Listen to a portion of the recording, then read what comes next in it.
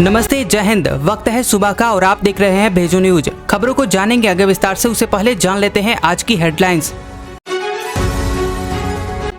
उद्धव ठाकरे बोले, gas cylinder सस्ता होने की वजह इंडिया अलायंस। दावा, सरकार आगे चलकर फ्री सिलेंडर भी देगी। पवार ने कहा, हम बदलाव के लिए साथ हैं। बीजेपी राजस्थान में जल्द नहीं करेगी टिकटों की घोषणा। पहले परिवर्तन यात्रा निकालने पर फोकस। डर, जिनका टिकट कटा वो दूरी बना लेंगे। मायावती बोली, लोकसभा विधानसभा चुनाव अकेले लड़ेगी बीएसपी, किसी से गठबंधन नहीं। विपक्षी अलायंस इंडिया की मीटिंग से एक दिन पहले की घोषणा। अधीर रंजन चौधरी ने संसदीय समिति के सामने मांगी माफी। लोकसभा से सस्पेंशन हटेगा। सदन में पीएम मोदी पर की थी टिप्पणी। Bharat Pakistan Asia cup match पर बरसात का खतरा। कैंडी में 7 दिन तक बारिश का अलर्ट। टीम इंडिया पहुंची है श्रीलंका। बिहार के स्कूलों में रक्षाबंधन, जन्माष्टमी, तीज की छुट्टियां हुई रद्द। गिरिराज सिंह बोले, हो सकता है राज्य में शरिया लागू हो, हिंदू त्योहारों पर रोक लग जाए। 120 साल में अगस्त सबसे सूखा रहा। सामान्य से 33% कम हुई बारिश। सितंबर में 10 दिन आखिरी मानसूनी बारिश की है उम्मीद। इमरान की रिमांड बढ़ी, 13 सितंबर तक जेल में रहेंगे। सीक्रेट लेटर चोरी केस में कोर्ट का फैसला। तोशाखाना केस में मिल चुकी है जमानत। आदित्य L1 मिशन के इंटरनल चेक हुए पूरे। 2 सितंबर को श्रीहरिकोटा से लॉन्च होगा मिशन। करीब 4 महीने में L1 पॉइंट पर पहुंचेगा। मणिपुर में हिंसा के अब 27 केस सीबीआई के पास। इनमें 19 मामले महिलाओं पर अत्याचार के। संदिग्धों और पीड़ितों से पूछताछ जारी।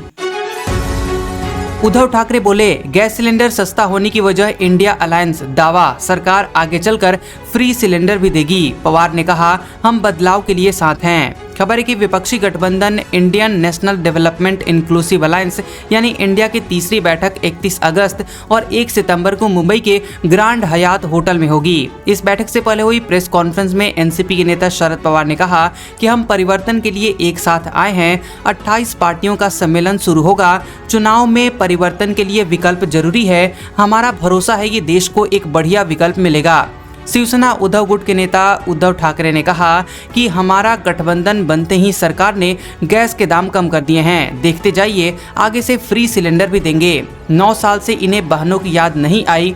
इस बार रक्षाबंधन का गिफ्ट दे रहे हैं। क्या पहले रक्षाबंधन नहीं मनाया गया था? हमारी विचारधारा अलग जरूर है। हमारा उद्देश्य एक है, संविधान की रक्षा करना। हमारे पास प्रधानमंत्री बनाने के लिए कई चॉइस हैं, लेकिन भाजपा के पास मोदी के अलावा कोई दूसरा विकल्प ही नहीं है। बता दें कि कांग्रेस के नेता नाना पटोले ने इस दौरान कहा कि हमारे गठबंधन में 11 मुख्यमंत्री हैं। गठबंधन में शामिल पार्टियों को पिछले चुनाव में 23 करोड़ वोट मिले थे, जबकि भाजपा को 22 करोड़ वोट मिले थे।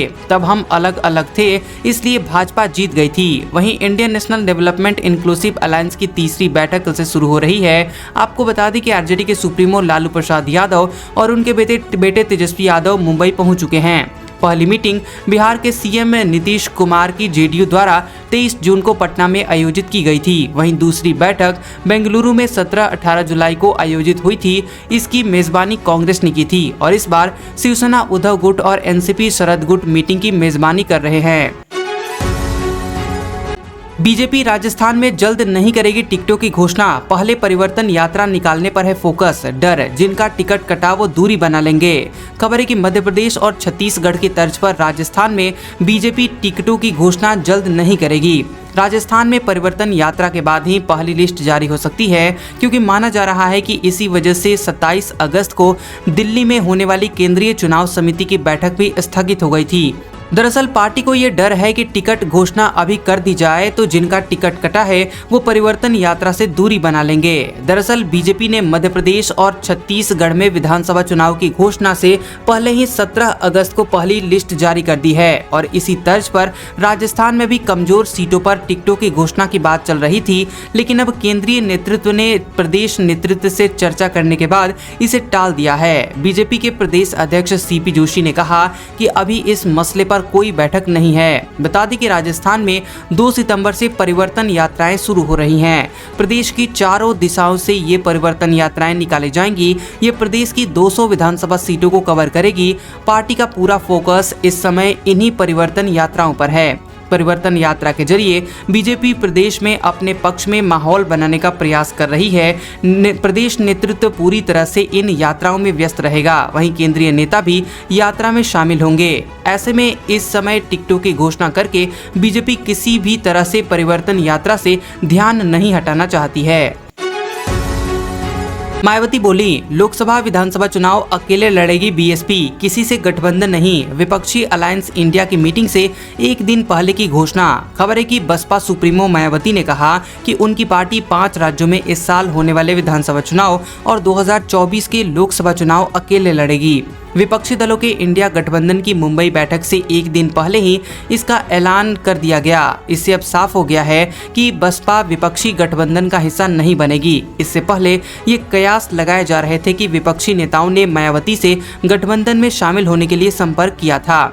मायावती ने सोशल मीडिया पर इस फैसले की जानकारी दी है। उन्होंने लिखा कि एनडीए और इंडिया गठबंधन अधिकतर गरीब विरोधी, जातिवादी, सांप्रदायिक, धन्ना सेठ समर्थक और पूंजीवादी नीतियों वाली पार्टियां हैं, जिनकी नीतियों के विरुद्ध बीएसपी संघर्ष कर रही है। इसलिए इनसे गठबंधन करके चुनाव लड़ने का सवाल ही पैदा नहीं होता।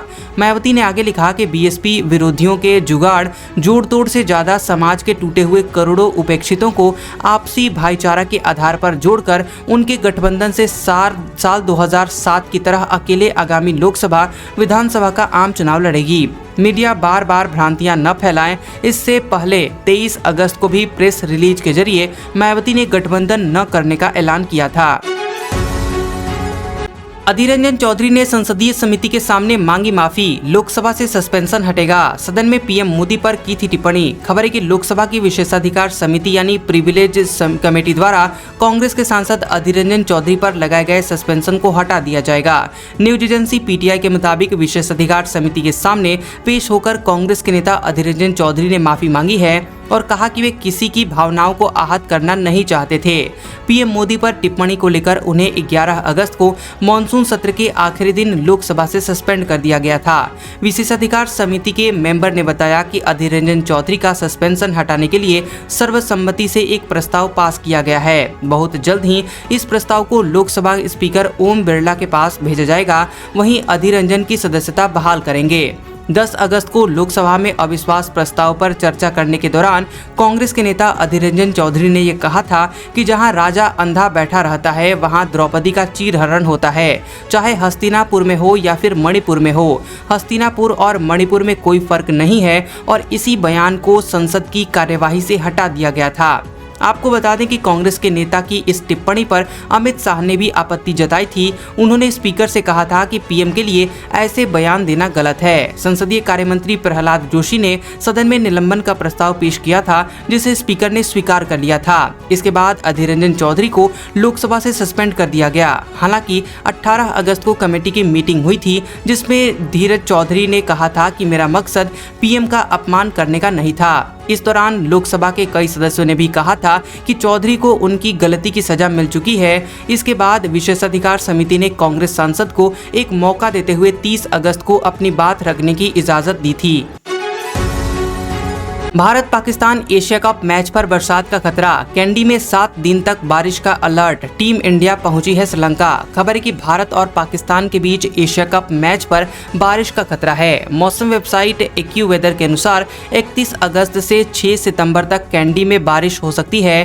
कैंडी में ही 2 सितंबर को भारत और पाकिस्तान के बीच ग्रुप स्टेज का मुकाबला खेला जाएगा। टीम इंडिया श्रीलंका के कोलंबो शहर पहुंच गई है। आपको बता दें कि एशिया कप मेजबान पाकिस्तान और नेपाल के बीच शुरू हुआ है। दोनों के बीच ग्रुप ए का मैच मुल्तान में खेला जा रहा है। भारत भी इसी ग्रुप में है।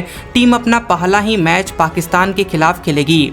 बता दें कि भारत के ग्रुप स्टेज के दोनों मैचों में बारिश की संभावना है। 2 सितंबर को भारत और पाकिस्तान के बीच मुकाबला होगा। इस दिन कैंडी शहर में 90% बारिश हो सकती है। 4 सितंबर को टीम इंडिया नेपाल के खिलाफ ग्रुप स्टेज में अपना आखिरी मैच खेलेगी। इस दिन भी 90% बारिश हो सकती है। श्रीलंका के कैंडी शहर में 31 अगस्त को बांग्लादेश और श्रीलंका के बीच ग्रुप बी का मैच खेला जाएगा। इस मुकाबले में 50% बारिश की संभावना है। 1 सितंबर को कोई मैच नहीं होगा। 3 सितंबर को बांग्लादेश और अफगानिस्तान के बीच मुकाबला खेला जाएगा। हालांकि ये मैच लाहौर में होगा, जहां बारिश की कोई संभावना नहीं है। आपको बता दें कि भारतीय टीम एशिया कप खेलने के लिए श्रीलंका के कोलंबो शहर पहुंच गई है। टीम कोलंबो से कैंडी जाएगी। कैंडी में टीम के दोनों ग्रुप स्टेज मैच होंगे।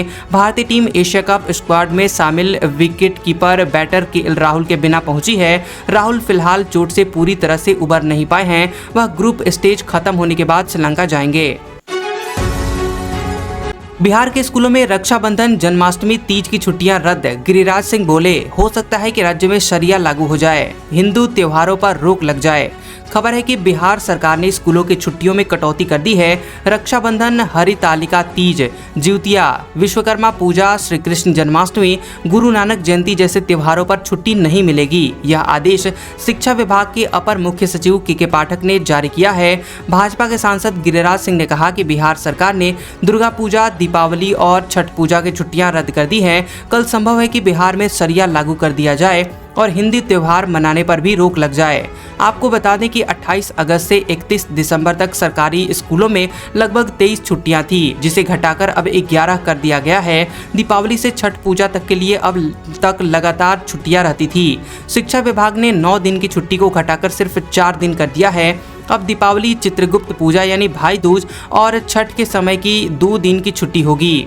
छुट्टियों में किए गए इस बदलाव पर शिक्षा विभाग का कहना है कि अधिकार अधिनियम 2009 के तहत प्राथमिक विद्यालयों यानी कक्षा 1 से 5वीं में कम से कम 200 दिन, माध्यमिक विद्यालयों यानी कक्षा 6 से 8 में कम से कम 220 दिनों का कार्य दिवस होना जरूरी है। माध्यमिक शिक्षा विभाग के निदेशक ने कहा कि चुनाव, परीक्षा, त्योहार, प्राकृतिक आपदाओं के कारण विद्यालयों में पढ़ाई प्रभावित होती है और इसके साथ ही त्योहारों के मौके पर विद्यालयों के बंद होने की प्रक्रिया में भी एक रूपता नहीं है। किसी त्योहार में किसी जिले में स्कूल खुले होते हैं तो किसी में बंद। स्कूलों के संचालन में एक रूपता के लिए ही साल 2023 के बचे हुए दिनों के लिए ये बदलाव किया गया है। 120 साल में अगस्त सबसे सूखा रहा। सामान्य से 33% कम हुई बारिश। सितंबर में 10 दिन आखिरी मानसूनी बारिश की है उम्मीद। अगस्त का महीना खत्म होने को आया है और देश अब भी तर कर देने वाली बारिश को तरस रहा है। अगस्त में अब आखिरी दिन बचा हुआ है और मौसम विभाग के मुताबिक इन एक दिन में नॉर्थ ईस्ट के कुछ राज्यों और दक्षिण के कुछ इलाकों को छोड़कर अच्छी जोरदार बारिश होने की संभावना नहीं है। इस साल का अगस्त 1901 से अब तक का सबसे सूखा अगस्त बन गया है। मानसून ब्रेक के चलते पूर्वोत्तर और हिमाचल उत्तराखंड को छोड़ दिया जाए तो अगस्त में बारिश की भारी कमी रही। इसकी वजह है कि अगस्त का औसत तापमान 27.55 डिग्री है, जबकि 29 दिनों का औसत तापमान इससे ज्यादा रहा। इस ट्रेंड के मुताबिक 2 दिन बाद जब अगस्त खत्म हो जाएगा तो यह इतिहास का सबसे गर्म अगस्त हो सकता है। बता दें कि अब तक अगस्त के 29 दिनों में 25 दिन सामान्य से कम बारिश हुई है। दरअसल अगस्त में मानसून का तीसरा ब्रेक चल रहा है, जो इस हफ्ते के आखिरी तक जारी रह सकता है। अगस्त खत्म होने पर यह मानसून ब्रेक इतिहास का चौथा सबसे बड़ा मानसून ब्रेक होगा। इस अगस्त में 33% कम बारिश हुई है। यह आंकड़ा बढ़कर 35% हो सकता है। यह अब तक अगस्त में बारिश की सबसे बड़ी कमी होगी। बता दें कि दक्षिण भारत में कमी 61%, मध्य भारत में 44% और उत्तर पश्चिमी भारत में 35% तक है। 29 अगस्त तक भारत में 241 mm बारिश होती है, लेकिन इस बार केवल 160 mm बारिश हुई है, यानी कि मानसूनी बारिश में 9% की कमी है। अब सितंबर की सामान्य बारिश होने पर भी इसकी भरपाई संभव नहीं दिख रही है और ऐसी स्थिति रही तो बीते 8 वर्षों में यह सबसे कम बारिश वाला मानसून रहेगा।